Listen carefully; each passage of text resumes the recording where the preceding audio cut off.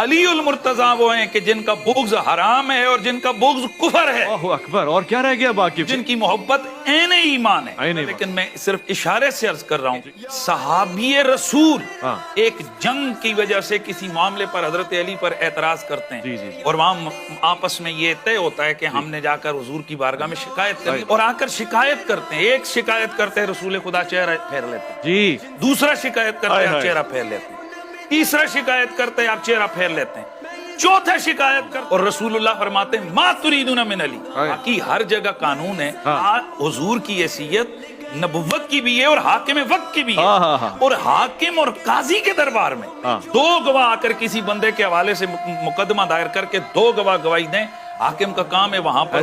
رسول خدا فیصلہ نہیں کر رہے ہیں, علی کو بھی نہیں بلا رہے ہیں. علی تو نے کیا کیا کہ یہ چار بندے تیرے بارے میں گواہی دے رہے ہیں. رسول خدا فرماتے ہیں تم علی سے کیا چاہتے ہو, تم بلایا ہی نہیں ہے بھائی. حضور ظاہر امت کو بتا کے گئے کہ دنیا حق کے پیچھے کل چلتی ہے, الحق کو ہے صدار علی, حق علی کے پیچھے.